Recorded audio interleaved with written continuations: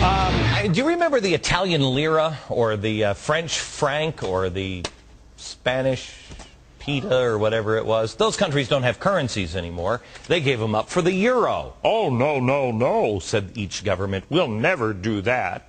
Well, now there's call for America to give up our dollar for a global currency. Gee, I think I've read that in a book somewhere. Oh, I remember the Bible, the scary part. But anyway, that would lead to a global government. Meanwhile, Treasury Secretary Tim Geithner is globetrotting in an attempt to pump up confidence in our dollar. I'm sure Saudi Arabia will believe that tomorrow when he arrives, just like the Chinese did when he said that to the Chinese students and they all laughed.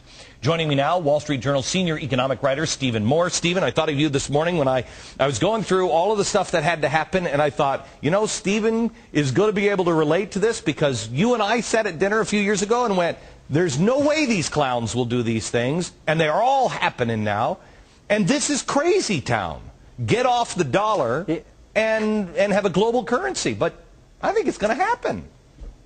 Yeah, when you started first talking about this a couple of years ago when we first met, Glenn, I thought you were into the black helicopters and the meteor shower crowd. But you know what? As you look at what's happened over the last 3 months, it isn't so crazy anymore. It's pretty scary. It's not just the global currency. Look at all the money that we're putting into these global organizations like the IMF, the World Bank, huge amounts of funding for the United Nations, which has always wanted world governance. And then the other piece of this puzzle, two pieces of the puzzle, Glenn, are the Kyoto Treaty, the Law of the Sea Treaty, and, of course, what the Congress passed just 2 weeks ago, which is the cap and trade bill, which basically, to make that work, requires a kind of world governance of all energy use. Let me go. I'm going to come back to the dollar here for a second, but I want to go to where you were talking about and cap and trade. Here's what Al Gore said last week, but we were all fascinated by other things that nobody really paid attention to this.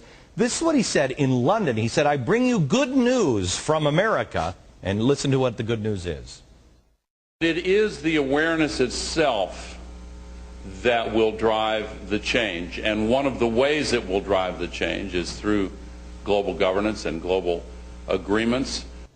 Okay, then we have Chirac from 2000 talking about the Kyoto Protocol. He said, this is the first component of an authentic global governance.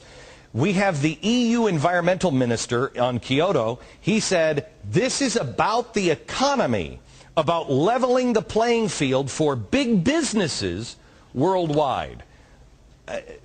Stephen, I have to tell you, there are times that I feel nuts for even thinking this, but you gotta call a spade. Sometimes I think the people in our government are intentionally trying to trap us into this global government because it's insane how they're trashing our dollar.